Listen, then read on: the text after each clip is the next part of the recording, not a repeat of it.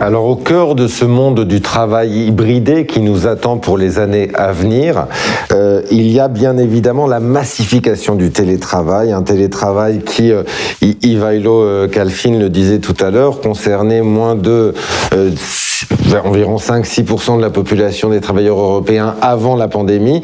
On est monté à près de 40% des travailleurs qui ont télétravaillé durant la pandémie. On aura un nombre important, 80% de ceux qui ont travaillé en télétravail souhaitent de garder un mode hybridé pour les années à venir. Alors, ce redéploiement des postes de travail au domicile, ce lien au travail de plus en plus digitalisé par la force des choses, il est appelé à se prolonger et il pose aussi des questions d'encadrement en termes réglementaires, en termes assurantiels aussi pour les métiers d'indemnisation, pour les métiers de prévention et de réparation. Comment définir un cadre commun assurantiel, comment définir un cadre commun réglementaire pour ces postes de travail de plus en plus déployés, éparpillés, pour ces cadres de travail de plus en plus hybridés. On va en parler avec nos invités. Je vais vous les présenter. Ils sont tous avec nous, mais ils sont tous avec nous en distanciel pour une table ronde sur le télétravail. C'était la moindre des choses. Je vous présente Edeline Holler. Elle est avec nous. Bonjour, Edeline. Nice to have you with us today from Germany. Hello, do you hear me? Yes, I hear you. Thank you for the invitation. Alors, vous êtes directrice générale adjointe de la DGUV en Allemagne. Vous nous parlerez de la manière dont l'Allemagne et l'assureur public que vous êtes s'adaptent pour gérer le cadre assurantiel ainsi que la prévention des risques pour les salariés qui travaillent de plus en plus nombreux en Allemagne aussi à partir de chez eux. Manuela Samek Ludovici est avec nous. Vous êtes bonjour. Vous êtes directrice du département de recherche marché du travail et système productif pour l'Istituto per la Ricerca Sociale, l'IRS en Italie. Nous évoquerons la bascule que représente ce télétravail de manière un peu générale à travers un rapport que vous avez piloté, coordonné à la demande du Parlement européen. Quand le Parlement européen a fait cette déclaration demandant une directive sur le droit à la déconnexion, il y a eu ce rapport qui a été fait pour essayer de voir quelle était l'ampleur de ce phénomène aujourd'hui et comment aussi les mécanismes de régulation pouvaient l'accompagner. On en parlera avec vous. On va avoir dans quelques instants avec nous Catarina de Oliveira de Carvalho, professeure associée à la faculté de droit de Porto. C'est une grande spécialiste de droit du travail et c'est intéressant parce que le Portugal a été l'un des tout derniers États à instaurer une loi spécifique sur le télétravail et le droit à la déconnexion. Elle est effective depuis le début de l'année, janvier, elle a été votée vraiment en décembre. On va en parler avec elle. Et puis Laurent Bailly est avec nous. Bonjour, vous m'entendez ? Bonjour Régis, très bien. Alors, responsable du département service aux assurés, direction des risques professionnels à la Caisse nationale d'assurance maladie. Vous nous direz comment l'assurance maladie accompagne et s'adapte à ces nouvelles pratiques. On a un message qui nous dit d'ailleurs que le temps passe et la nouveauté reste toujours encore un peu compliquée avec ce télétravail. On va en parler. Manuela, I would like to start with you. I said you coordinated this quite impressive report on the issue on the regulations perspective of the telework for the years to come. Manuela, je voudrais commencer avec vous. Je sais que vous avez beaucoup travaillé sur la réglementation du télétravail et vous l'avez fait par une analyse, notamment à partir des enquêtes d'Eurofound, et puis d'une enquête sur Internet dans 5 pays. 5 pays qui ont été choisis parce qu'ils en sont à différents stades du développement du télétravail, avec des partenaires sociaux, avec des institutions publiques pour essayer de comprendre leurs problématiques. Et nous venons de voir cette vidéo sur l'introduction du télétravail en France il y a quelques décennies. Maintenant, comment la pandémie a-t-elle accéléré cette tendance au télétravail? Et selon vous, est-ce que ce sera une véritable massification durable pour les années à venir? Merci. Je me remercie de m'avoir invité. Cette vidéo était très intéressante parce qu'elle montre qu'il est vrai que la pandémie a induit une très forte augmentation du recours au télétravail, mais ce phénomène n'est pas nouveau. Il reflète un changement structurel de l'organisation du travail grâce aux nouvelles technologies. Et puis, cela est lié à la plus grande flexibilité du marché du travail et des changements de la nature de relations sociales et professionnelles. Mais la pandémie nous a montré à quel point cela pouvait augmenter et comment les nouvelles technologies ont véritablement transformé nos méthodes de travail. Le télétravail pendant la pandémie a changé les charges de travail professionnelles et personnelles.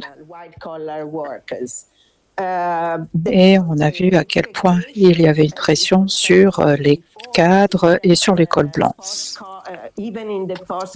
Les attentes, comme on l'a dit auparavant, étaient que même dans une situation post-Covid, le télétravail va rester probablement pas au même rythme que pendant les confinements, mais il y aura certainement des formes hybrides de travail, c'est-à-dire sur le site professionnel et à domicile. Il est donc important d'étudier les défis que pose cette forme hybride de travail, comme on l'a évoqué ce matin. Nous pourrons en reparler tout à l'heure dans les débats. C'est très intéressant parce que ce n'est pas uniquement qu'il y a plus de personnes qui font du télétravail, c'est juste plus de professions.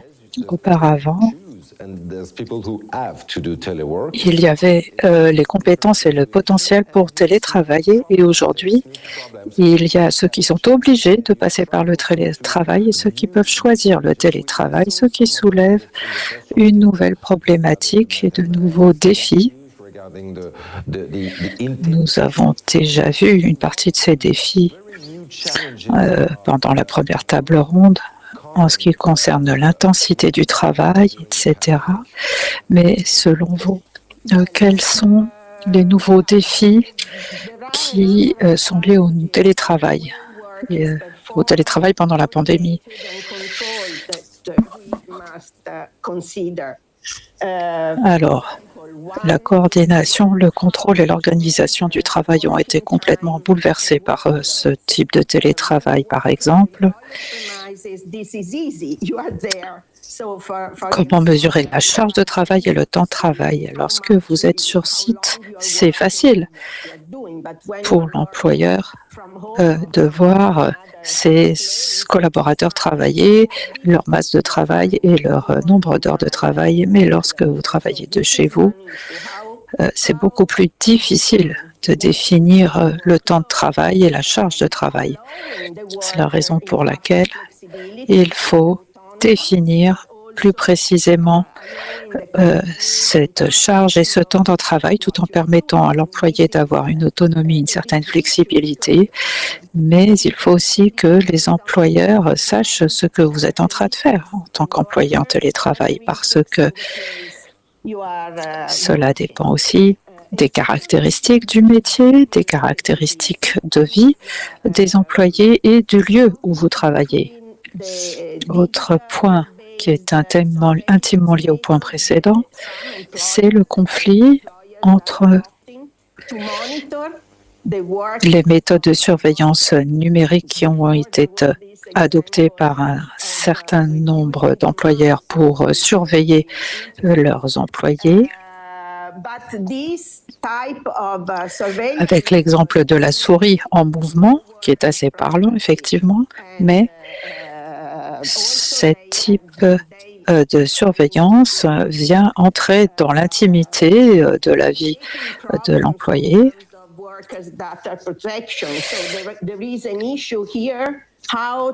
Et cela soulève des problèmes en termes de protection de la vie privée des employés. Donc, il faut trouver un équilibre entre les besoins de l'employeur qui doit savoir ce que fait son employé et les droits à l'intimité et à la protection de la vie privée de l'employé. Troisième point qui a été abordé aussi auparavant, c'est la question de la sécurité et de la santé au travail. Nous avons constaté que le télétravail entraîne des problèmes de santé physique, des problèmes de santé mentale, des troubles psychosociaux.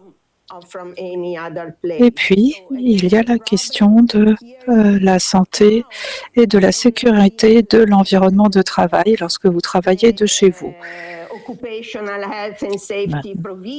Donc, la question qui se pose, c'est comment faire en sorte que les dispositions relatives à la SST soient effectivement appliquées lors du télétravail et comment vérifier et contrôler l'environnement de travail du télétravailleur. Et effectivement, il y a le problème de l'intrusion dans le domicile du télétravailleur. Autre problème qui concerne les partenaires sociaux, comment concilier les droits individuels et collectifs du télétravail, parce que le télétravail est appliqué dans plein des secteurs, mais il repose aussi sur un accord individuel entre le télétravailleur et son entreprise. Donc, cela bouleverse les relations sociales et cela entraîne aussi une fragmentation du travail. Il est donc très difficile pour les syndicats, par exemple, de s'assurer que les droits individuels et collectifs de ces travailleurs sont respectés. Voilà pour les principaux problèmes identifiés. Cela signifie par conséquent qu'il faut complètement revoir l'organisation et le contrôle du travail, parce que les travailleurs ont dû apprendre à être plus autonomes, à organiser leur travail,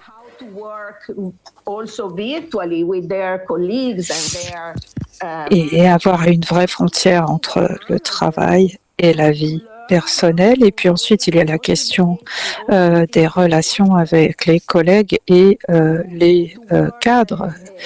Les entreprises, les cadres, les directeurs ont dû motiver ces télétravailleurs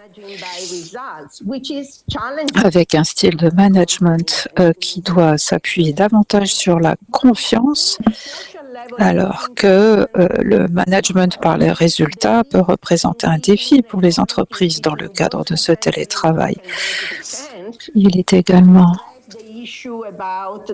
important de tenir compte des inégalités entre ceux qui peuvent télétravailler et ceux qui ne peuvent pas le faire, d'aborder la question de la cybersécurité, du cyberharcèlement, de la protection des données privées, et puis des violences domestiques qui ont été observées aussi pendant la pandémie. Et puis, il y a la question des personnes avec des handicaps, des femmes qui doivent aussi s'occuper de leurs enfants. Donc, ce sont effectivement des gros problèmes, les droits des employés, le droit à se déconnecter, les relations entre la vie professionnelle et la vie privée. Il y a aussi beaucoup de négociations aujourd'hui au sein des entreprises dans différents secteurs, dans plusieurs pays, pour tout mettre sur la table et pour définir les limites de ce télétravail, de définir ce nouvel environnement hybride. dans les accords collectifs, les accords d'entreprise. Il est vrai, comme vous l'avez dit, comme vous l'avez étudié, que ces conventions collectives doivent être traitées aussi au niveau de la réglementation européenne. On en parlera tout à l'heure, mais vous avez nous avons constaté que en Europe du Nord et en Europe centrale actuellement, cela fait l'objet de négociations très importantes. Maintenant, qu'en est-il des négociations qui sont en cours dans le cadre de ces conventions collectives? Quelles informations avez-vous à portée de main à ce sujet? Et puis, il y avait un accord sur le télétravail qui avait été initié en 2002 entre les partenaires sociaux. Qu'en est-il aujourd'hui?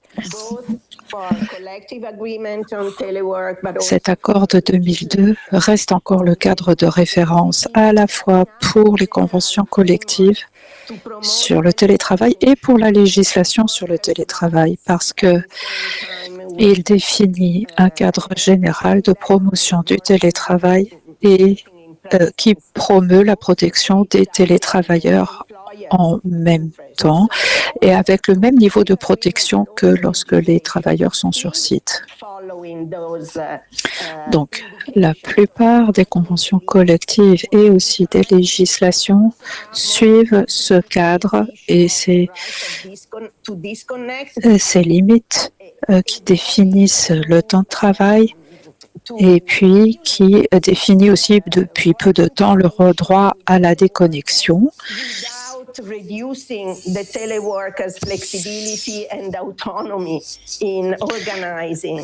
Donc il s'agit de ne pas entamer pour autant la flexibilité de travail et l'autonomie des télétravailleurs.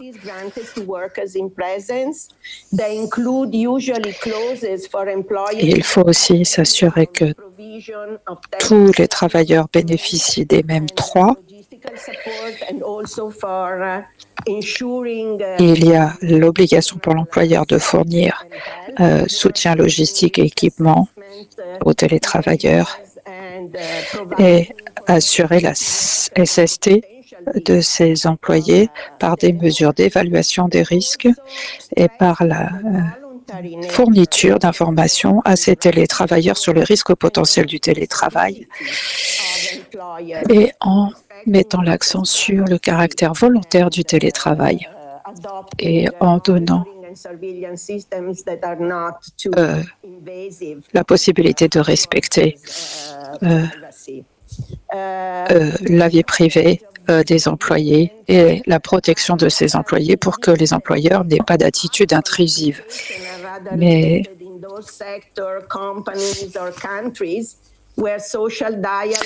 la mise en application est assez limitée dans certains pays, dans certaines entreprises où le dialogue social et où le rôle des partenaires sociaux et des conventions collectives n'est pas suffisamment développé. Néanmoins, il y a quelques exemples intéressants en Italie. En décembre l'année dernière, le ministère du Travail et l'ensemble des partenaires sociaux ont signé un accord sur le télétravail qui définit un cadre sur le caractère volontaire du télétravail, sur les accords individuels, le droit à la déconnexion, etc. Autre accord intéressant, c'est l'accord interprofessionnel qui a été signé en France par un certain nombre des partenaires sociaux en novembre, qui a mis l'accent sur la nécessité d'avoir des nouvelles modalités qui définissent les règles du télétravail. Et c'est un bon moyen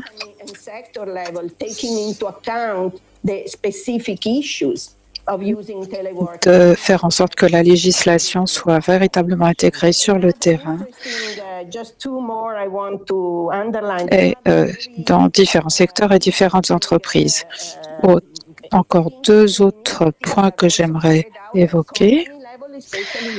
Initiative intéressante aussi qui a été prise à l'échelle des entreprises, des grandes entreprises qui ont des accords d'entreprise, notamment celui de L'Oréal, de façon à prévenir le harcèlement sexuel et la violence domestique.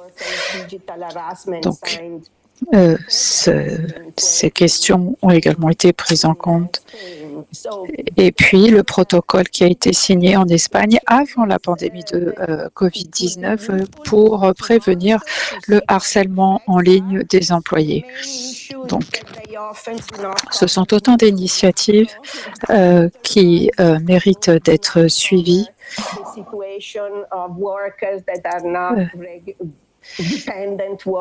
Le problème, c'est souvent celui des TPE parce que les employés ne sont pas signataires de conventions collectives comme cela peut être le cas dans les grandes entreprises et dans les accords d'entreprise. Votre rapport est disponible en ligne. Il est très intéressant parce que cela permet de voir comment les grandes entreprises ont élaboré ces cadres et ces accords. Il y a encore un pays dont j'aimerais parler avec vous, Katharina, c'est le Portugal, parce que l'un des moyens d'aborder cette question, c'est la législation. Donc, vous avez adopté une loi sur le télétravail et le droit à la déconnexion. Le Portugal a été l'un des derniers pays à signer cet accord. Cette loi qui a été adoptée en décembre et qui est entrée en vigueur en janvier. Mais en 2003, vous étiez le premier pays européen à adopter et à mettre en pratique cet accord européen des partenaires sociaux dont on a parlé tout à l'heure avec Manuela. Alors, qu'est-ce que cette législation apporte de plus à cet accord européen? Bonjour, merci. Je vous remercie de m'avoir invité. En fait, nous étions le premier pays à transformer ce cadre européen en législation nationale en 2003. Et nous l'avons intégré dans le Code du travail. Même si nous l'avions depuis 2003, je dirais que il n'y avait pas de jurisprudence et ni même une décision qui avait été prise au sujet du télétravail parce que d'après les données statistiques, il y avait moins de 0,1% de télétravailleurs au Portugal. Donc on avait un cadre législatif,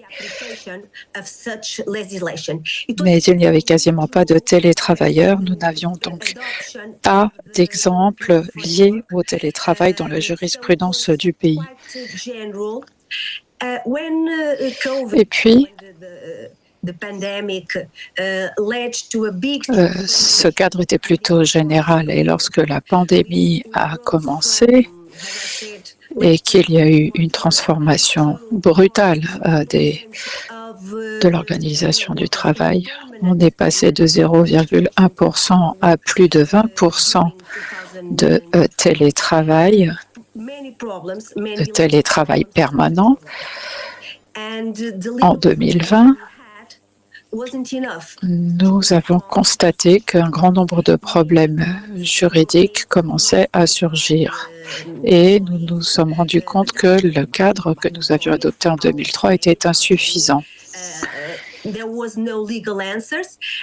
y avait des problèmes côté employeur, côté employé, sur l'organisation.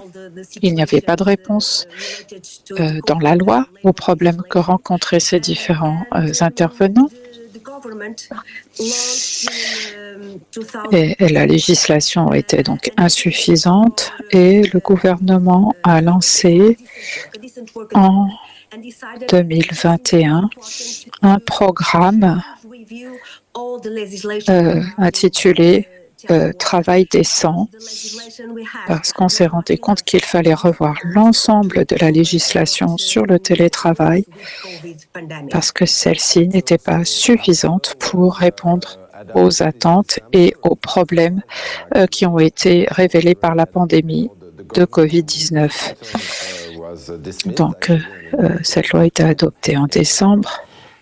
En plus, le gouvernement avait démissionné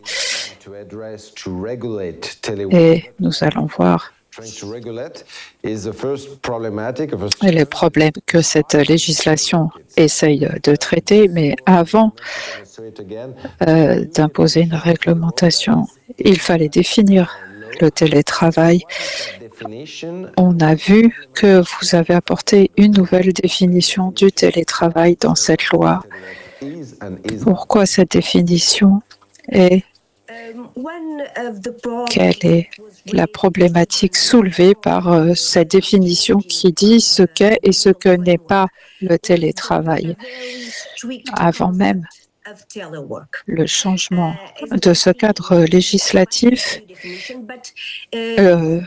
la définition du télétravail était très étroite, très stricte. Ce télétravail ne s'appliquait que lorsqu'il y avait une subordination qui était identifiée dans un contexte de contrat. Il ne s'appliquait qu'aux personnes qui avaient un contrat de travail et en même temps, il fallait que ces personnes sous contrat de travail soient des utilisateurs intensifs des nouvelles technologies de l'information et de la communication. Et la réglementation n'était pas suffisamment large. Il y avait donc deux conditions à remplir, donc le contrat de travail et utilisation des TIC. Toutes les autres normes n'étaient pas prises en compte dans ce régime de télétravail. La nouveauté de cette nouvelle législation, c'est que l'on a élargi le champ d'application à d'autres formes de travail où il n'y a pas forcément de contrat de travail et où il n'y a pas forcément une forme de dépendance économique. Donc, cela ne concerne pas que les employés et cela peut donc s'appliquer à d'autres personnes qui ont d'autres formes de contrat et qui peuvent aussi bénéficier de cette législation dès lors qu'ils sont dépendants économiquement d'un donneur d'ordre. Et donc, on appelle ça le travail à distance.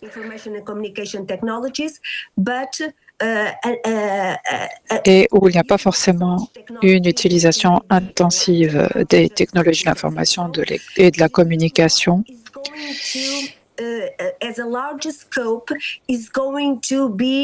Donc, la nouvelle législation a un cadre plus large et pourra donc être applicable à davantage de contextes de travail. C'est l'une des dispositions de la loi, mais il y en a d'autres. Il y a aussi des dispositions relatives aux droits à la protection des individus, des employés, etc.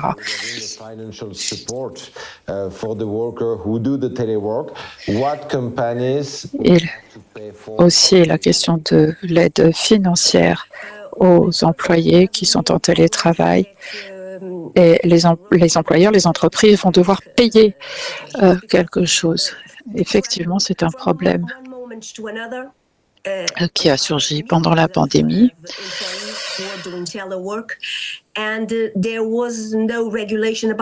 Des millions de personnes ont dû télétravailler du jour au lendemain et il n'y avait pas de législation ni de réglementation sur qui allait acheter le matériel informatique, qui allait couvrir les dépenses supplémentaires de consommation d'énergie, de connexion Internet, d'abonnement Internet. Donc, on a imposé aux employeurs la responsabilité de l'achat du matériel et de fournir le soutien technique et de payer les dépenses supplémentaires découlant de cette obligation de télétravail. It can be electricity, it can be the electricity charges, it can be the Donc, si ces personnes travaillaient de chez elles, il fallait couvrir whole day. les frais d'électricité, It's expensive. les frais de connexion Internet, etc. Oui. Donc, toutes ces dépenses supplémentaires doivent être assumées par l'employeur, mais l'employé devra fournir des justificatifs sur ces dépenses supplémentaires.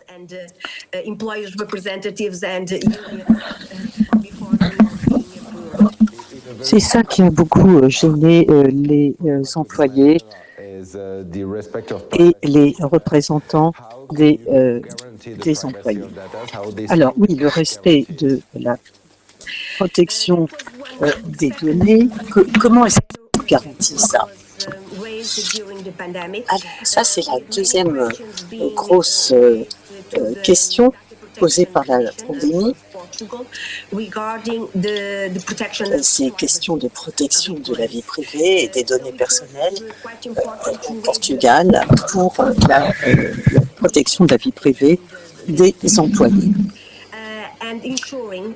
Alors, évidemment, il y a un nouveau cadre là et il faut s'assurer d'une part que l'employé a bien sa vie privée qui est protégée, sa vie de famille, et que tout ça est respecté et que l'employeur est responsable des conditions de sécurité, de santé au travail, à la fois physique et psychologique.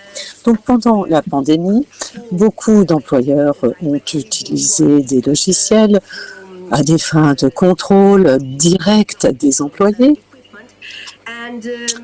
via les équipements de nouvelles technologies.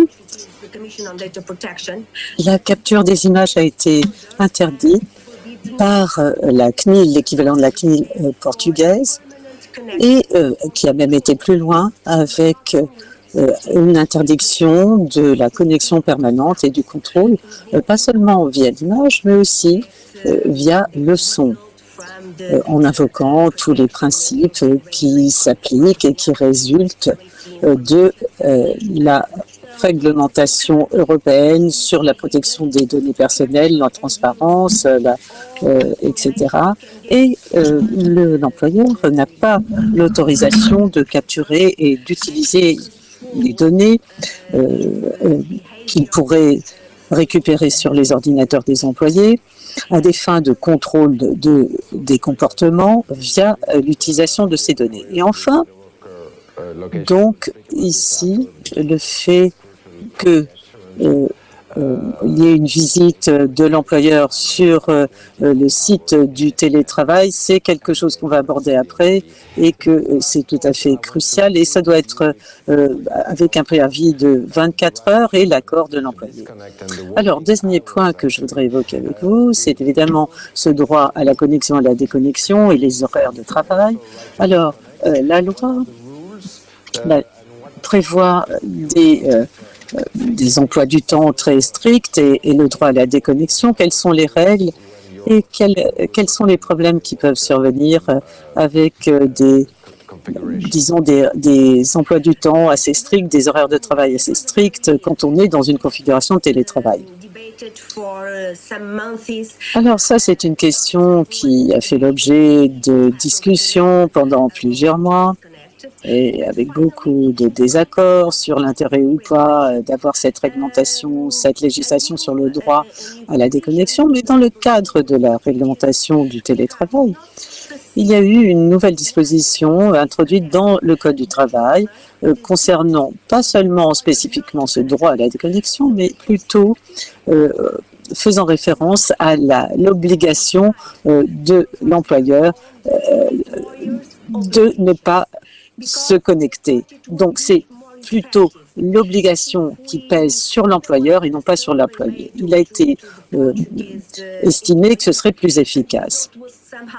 Et quand on a conduit une enquête auprès des employeurs portugais, les résultats ont été un petit peu surprenants puisque plus de 90% d'entre eux ont déclaré qu'il était tout à fait indispensable pour eux d'être connectés pendant les week-ends, les vacances, si bien que ce besoin de connexion pour leur employeur est tout à fait excessif. Donc, ce droit à ne pas se connecter a finalement fait poser le fardeau sur les épaules des employeurs et comme la loi est très récente, certes, mais on pense quand même que ça va être plus efficace de faire peser cette obligation sur l'employeur qui n'a pas le droit de connecter l'employé. Alors, quel type de connexion? Évidemment, on peut se poser la question, est-ce que ça peut être via email? Est-ce que ça peut être un email qui lui dit qu'il n'a pas besoin d'une réponse immédiate? Est-ce qu'un tel email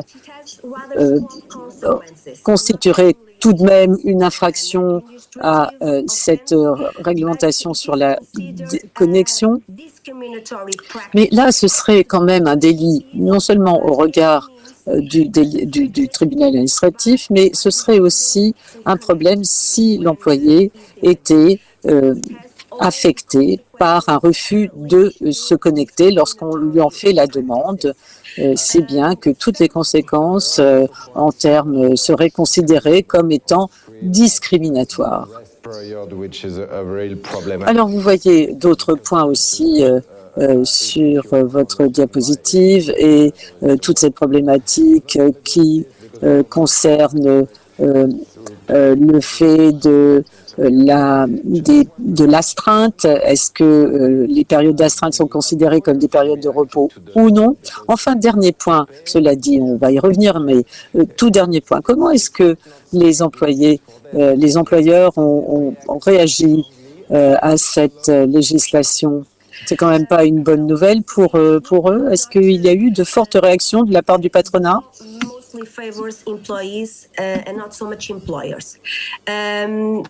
En fait, la loi, c'est vrai, est en faveur des employés, moins des employeurs.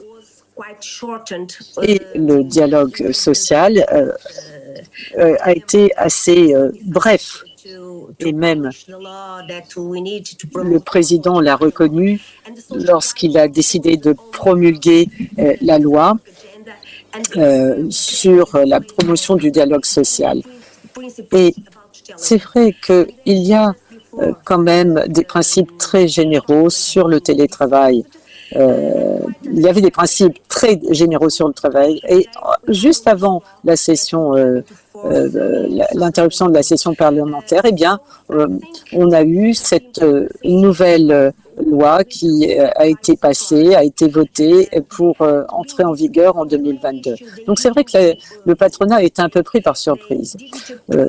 Ils avaient évoqué différentes questions. Par exemple, ils n'avaient pas approuvé le règlement des frais. Ça, c'était le gros problème pour le patronat, et en particulier pour certains employeurs dans le domaine des services. Mais c'est vrai qu'il n'y a pas eu tellement de dialogue social et on n'a pas eu vraiment de débat énormément avant la promulgation de cette loi. Alors maintenant, la loi, elle est entrée en vigueur en janvier et les employeurs sont en train de dire qu'ils ne vont pas continuer à permettre à leurs employés de poursuivre dans une configuration de télétravail s'ils ne partagent pas les dépenses, à savoir si la charge des dépenses, des frais va s'élever pour l'entreprise eh bien l'entreprise fera en sorte de le limiter le plus possible. C'est vrai qu'on a des premières réactions maintenant des associations patronales qui semblent dire que le télétravail n'est pas des associations d'employés, pardon, qui commencent à s'exprimer au sujet du télétravail et qui semblent penser que c'est pas si bon que ça. On en reparlera tout à l'heure, posé par ce cadre de régulation par les lois nationales, par le cadre européen. On en reparlera aussi dans la journée. Je voudrais qu'on aborde un autre aspect essentiel, c'est celui du cadre assurantiel. C'est essentiel car, évidemment, on est dans des environnements de travail démultipliés où il est difficile d'évaluer les risques, où il est difficile aussi de savoir quand est-ce que l'accident a lieu dans une action qui était liée au travail ou liée à la vie quotidienne, puisqu'on est dans ces cadres-là à son domicile. On va en parler avec le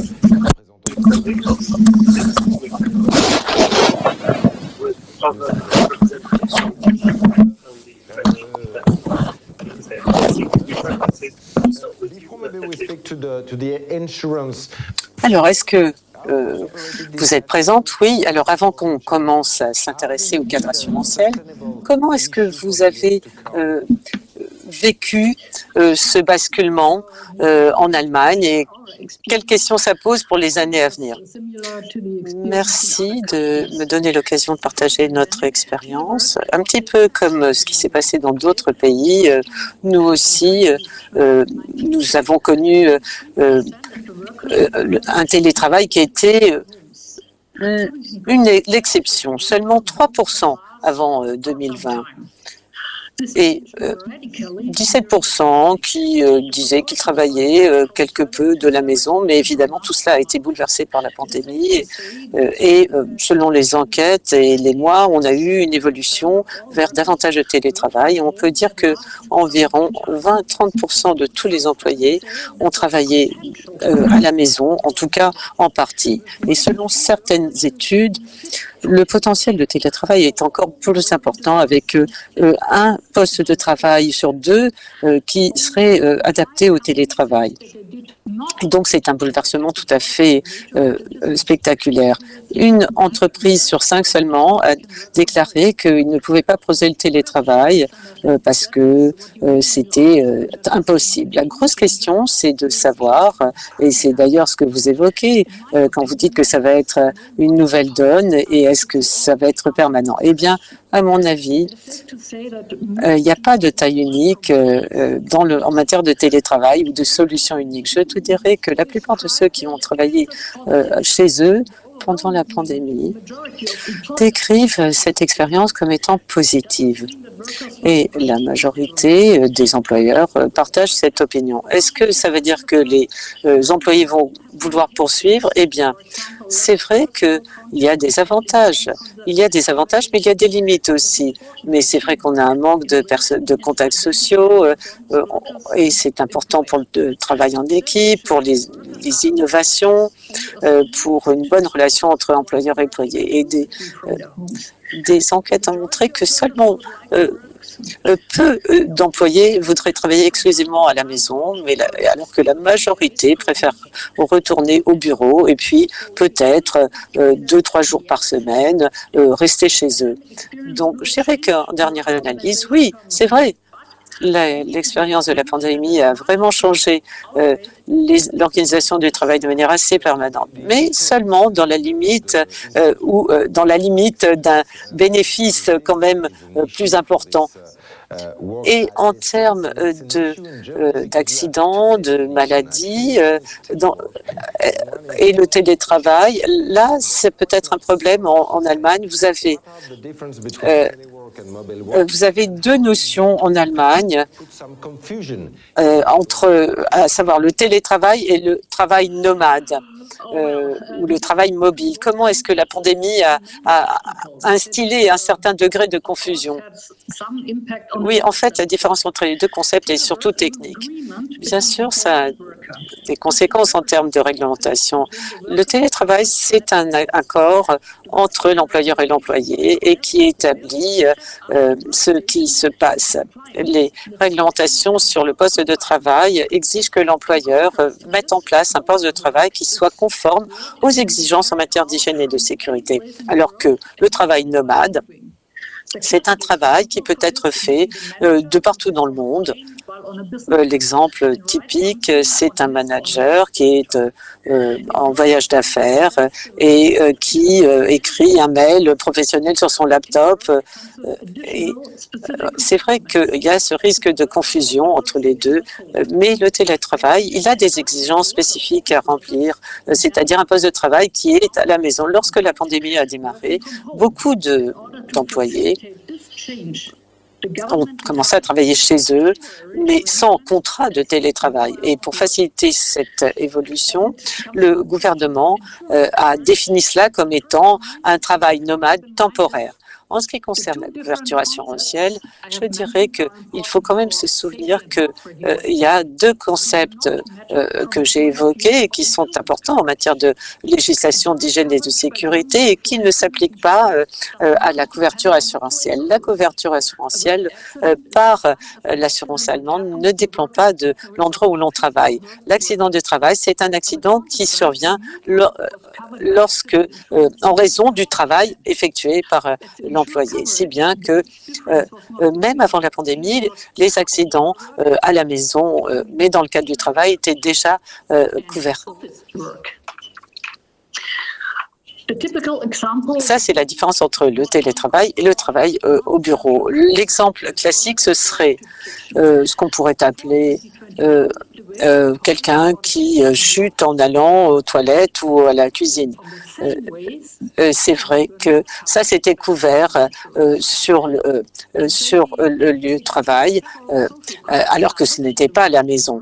C'est vrai qu'en 2016, la Cour fédérale a décidé que ceux qui travaillaient à la maison n'étaient pas assurés lorsqu'on se rendait à la cuisine pour prendre un verre d'eau ou qu'on se cassait la figure dans l'escalier. Mais il y a eu une nouvelle loi à l'été de 2021 et qui stipule de manière explicite que on a une couverture assurantielle de travailleurs qui est identique pour ceux qui travaillent à la maison par rapport à ceux qui travaillent dans un atelier ou dans un bureau, car avec ce développement de nouvelles formes de travail, il fallait mettre cela en place d'après les instances de tutelle. C'est toujours difficile, comme vous le disiez, de faire la différence entre le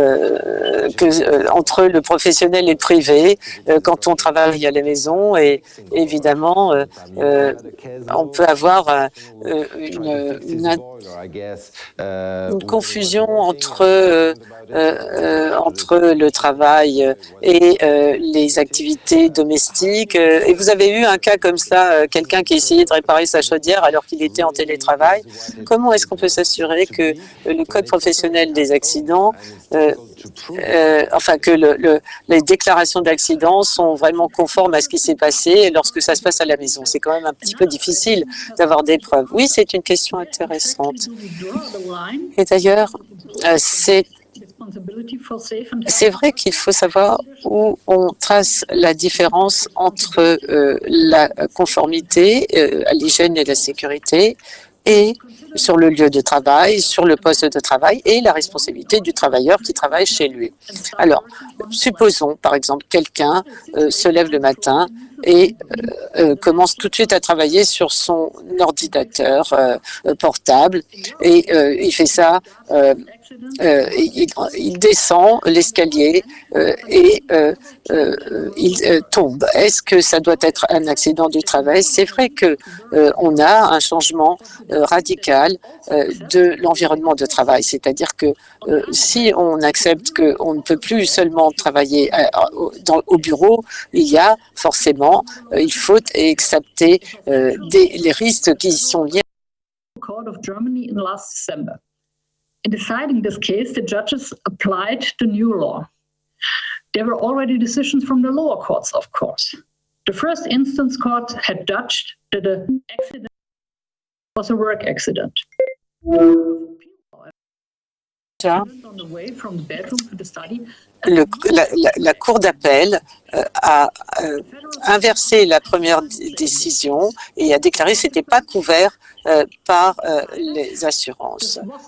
Et la Cour fédérale a jugé, a décidé qu'il s'agissait d'un accident du travail, si bien que on doit s'adapter dans notre compréhension de ce qu'est la couverture assurantielle. Ce serait peut-être plus facile de répondre à votre question pour la différence entre professionnel et privé, mais je sais que c'est assez mitigé. Le recours au télétravail, il a été massif en France, on ne va pas revenir dessus, bien évidemment. Quelle sinistralité spécifique est-ce que vous enregistrez? D'abord, est-ce que vous arrivez à la mesurer? Parce que c'est un peu compliqué. Les gens sont dans des accidents du travail à domicile. Est-ce que vous avez les moyens vraiment de différencier ce qui est accident du travail à domicile et au lieu de travail? Et quel type de sinistralité est-ce que ça éclaire le nombre de sinistres et la nature des sinistres sur l'année 2021, par exemple? Oui, effectivement, on a des données. Alors, comme vous le disiez, on n'a pas aujourd'hui dans la réglementation, donc globalement dans nos formulaires en fait de déclaration d'accident de travail, qui soient dématérialisés ou papier, on n'a pas en fait aujourd'hui la notion de télétravail qui est inscrite. Donc, il a fallu qu'on procède en fait par enquête auprès de nos caisses primaires qui reconnaissent les accidents du travail. Donc, on a effectivement des données, mais qui sont des données du coup déclaratives pour l'instant. Alors, on est sur un volume réduit d'accidents du travail en situation de télétravail. Cette enquête fait état d'à peu près 1000 accidents du travail qui ont été reconnus en 2021 en situation de télétravail. Sont essentiellement des accidents du travail, par opposition aux accidents de trajet, où on en a moins d'une centaine, je crois 78, et quasiment pas de maladies professionnelles enregistrées. On en a 5 ou 6, je crois. Donc c'est vraiment, ça reste assez marginal pour nous en fait en termes de volumétrie, puisque c'est à mettre en regard des à peu près 1 million de sinistres en accident du travail qu'on enregistre par an. Donc ça reste très limité en termes d'enjeux. Après, pour répondre à votre question, en faisant une analyse mais rapide en fait des motifs, des circonstances d'accident, on voit que se dégagent surtout des accidents type chute, douleur, ce qui va être lombalgie, faux mouvement, vous voyez, j'ai fait un faux mouvement, je me suis fait mal, et quelques malaises, on est principalement là-dessus, et c'est assez logique parce que c'est à peu près le type de sinistralité qu'on va retrouver finalement dans des emplois qui sont télétravaillables, c'est-à-dire les emplois qui peuvent s'effectuer au bureau. Donc on est sur quelque chose qui est assez logique et qui sont d'ailleurs, quand ils sont faits également dans les locaux de l'entreprise, qui sont pas les emplois dans lesquels on a traditionnellement non plus le plus de sinistres, évidemment. Est-ce qu'il y a des difficultés de catégorisation, d'évaluation de la nature de ces accidents du travail au domicile, à peu près équivalente à ce qu'Eline disait sur l'Allemagne, où on voit que ça reste encore très jurisprudentiel et compliqué à définir? Un peu moins, nous on a une définition qui est déjà assez large en fait de l'accident du travail. On est confronté aux mêmes réalités, ça il n'y a pas de sujet. On a un télétravail évidemment qui est multiforme, qui peut être un télétravail au domicile, qui peut s'exercer aussi dans ce qu'on appelle nous les missions, c'est-à-dire elle donnait l'exemple de la personne qui va travailler pendant un déplacement ou des choses comme ça. Nous on appelle ça l'accident de mission. Donc on a en fait ces différentes formes d'accident de travail. Par contre, on a une définition, nous, de l'accident du travail en France qui est ancienne, puisqu'elle a très très peu bougé depuis la loi de 1898 qui l'avait établie, et qui finalement est la suivante, est considérée comme un accident de travail, quelle que soit sa cause, l'accident survenu par le fait ou à l'occasion du travail à toute personne salariée ou travaillant à quelque titre que ce soit et en quelque lieu que ce soit. Donc vous voyez qu'on couvre en fait très largement les différentes situations d'accidents qui peuvent survenir. Donc sans détail particulier. S'il en était besoin, le Code du travail, qui lui-même définit aussi ce qu'est le télétravail, renvoie à cet article en fait pour l'appréciation des accidents du travail. Donc on est vraiment dans un périmètre connu et un périmètre surtout qui implique, quand on relit bien cette définition, ce qu'on appelle une présomption d'imputabilité en fait des accidents au travail. C'est-à-dire que si on réunit deux critères qui sont le temps du travail, donc avoir eu un accident pendant le temps où on est censé travailler, et sur le lieu du travail, l'accident est présumé d'origine professionnelle. Donc c'est un principe qui est important chez nous en fait, et qui facilite grandement en fait la reconnaissance du caractère professionnel des sinistres pour les salariés. C'était la volonté d'ailleurs de la loi initiale sur ce sujet-là.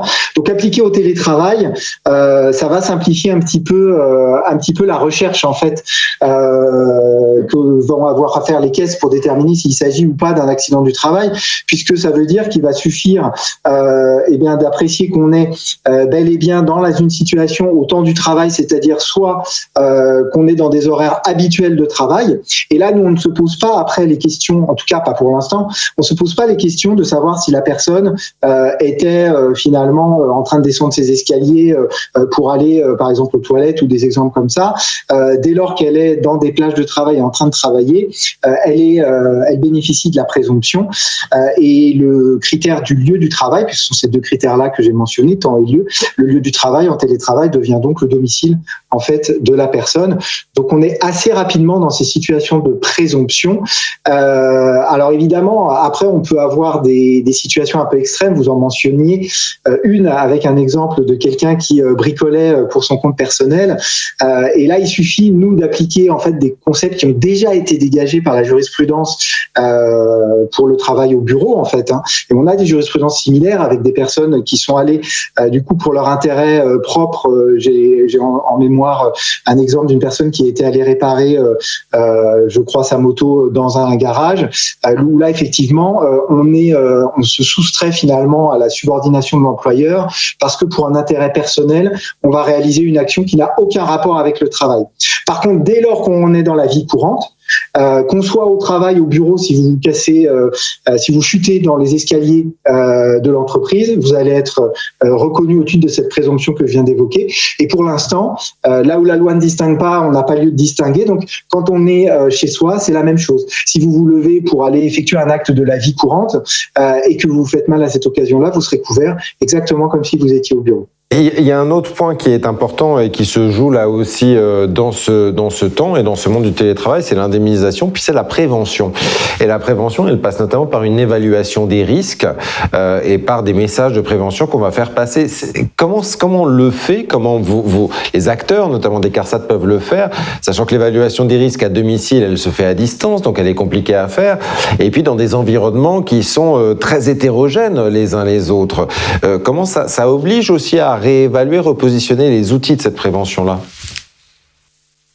D'une certaine manière, en fait, l'évaluation des risques, la loi la confie d'abord à l'employeur. Il a une obligation d'évaluer les risques, et donc nous, les CARSAT, effectivement, les préventeurs, rappellent cette obligation à l'employeur qui doit évaluer les risques, y compris de ses postes en télétravail. Et d'ailleurs, il doit établir un document unique d'évaluation des risques qui doit évidemment être révisé à l'occasion d'une bascule de ces activités en télétravail. Donc le premier niveau, j'ai envie de dire, d'évaluation des risques et de prévention, c'est bien sûr au niveau de l'employeur. Après, et c'est le cas d'ailleurs dans la législation du travail chez nous aujourd'hui, on a une définition bien sûr du télétravail.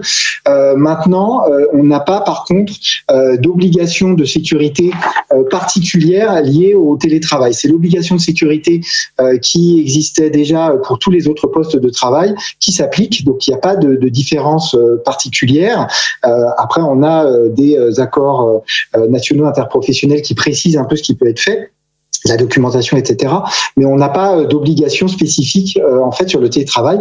Le télétravail, c'est un poste de travail qui est soumis à des risques et donc on l'analyse comme tel. Et c'est pareil pour venir en fait à nos activités de prévention dans nos CARSAT. Le télétravail, on ne l'analyse pas aujourd'hui nous comme un risque en soi. C'est un poste de travail qui est exposé à des risques. Donc quand on va avoir une action qui va porter sur certains risques dans l'entreprise, qu'on va par exemple avoir ciblé parce que on constate qu'elle a effectivement beaucoup de sinistres, par exemple qui sont en lien avec des troubles musculo-squelettiques. Nos préventeurs effectivement vont accompagner l'entreprise dans une démarche de prévention et vont englober tous les postes, y compris les postes en situation de télétravail, et travailler sur l'intégralité de ces postes. Donc on ne va pas en fait avoir une approche nous ciblée sur le télétravail, puisque le télétravail n'est pas pour nous un risque. Et j'ajouterais qu'on n'aurait de toute façon pas, effectivement, et vous l'avez souligné, les moyens de se déplacer au domicile de chaque télétravailleur pour aller vérifier les moyens de prévention qui sont mis en place au domicile de chaque travailleur. On n'aurait d'ailleurs pas non plus les moyens légaux de le faire. Oui. Donc, on est dans des actions comme ça plutôt collectives et qui passent par l'employeur. Et on s'appuie, pour terminer, sur les documents, bien sûr, qui sont et les travaux qui ont été menés notamment par l'INRS sur les risques en matière de télétravail et les. Je voudrais aller voir un petit peu du côté de l'Allemagne, comment justement, et avec vous, Edeline, comment vous gérez aussi cette problématique, notamment how do you run this problematic of risk assessment and control of the risk assessment in Germany? Alors, comment est-ce que vous balancez, équilibrez cette problématique?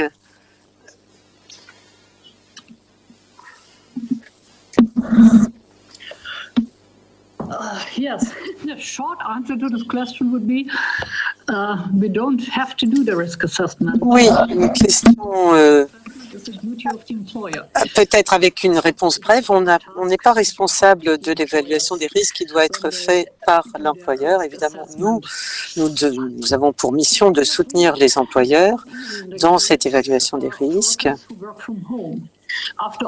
Cela dit, ce n'est pas facile quand ce sont des télétravailleurs.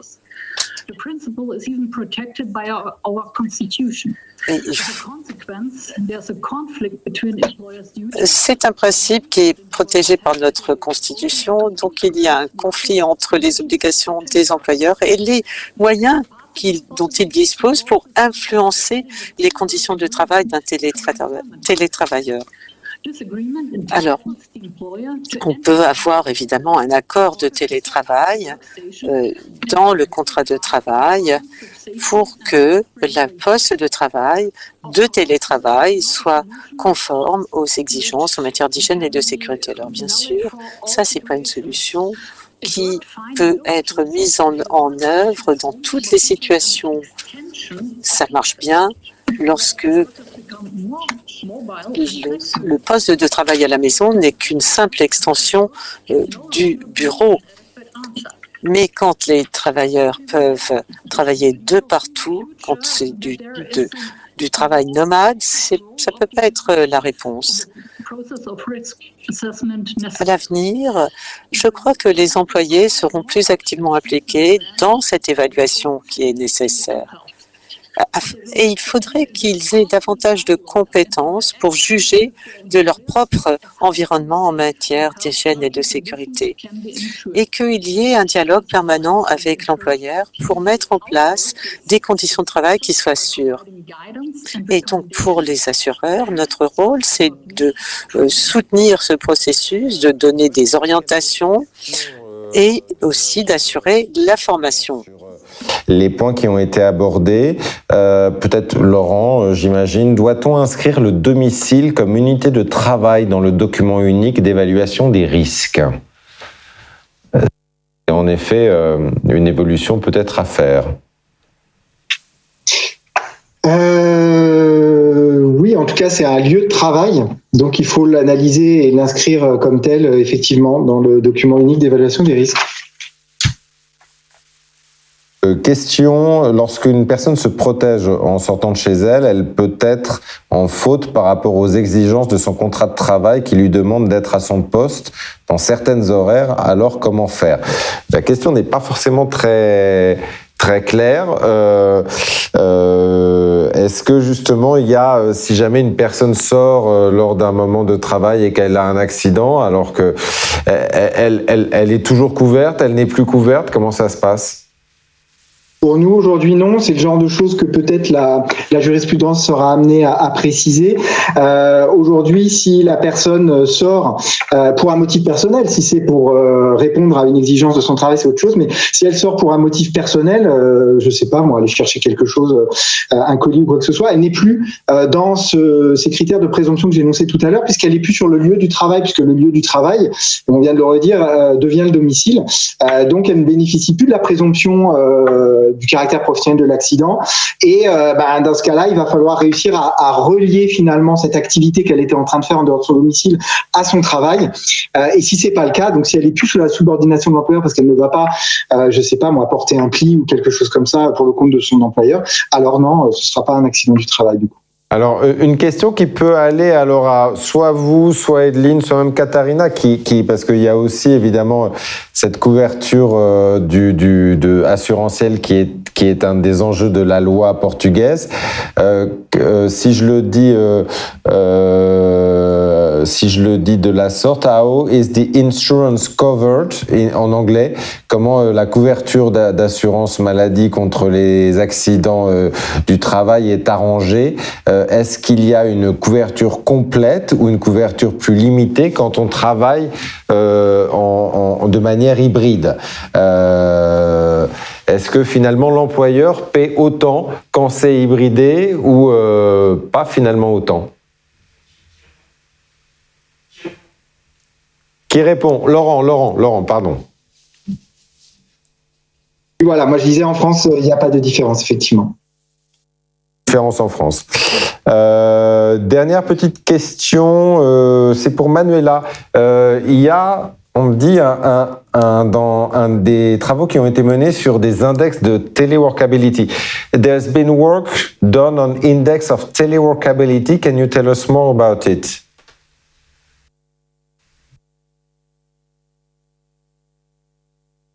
Put on the mic. We don't hear you. Yeah, sorry, I forgot.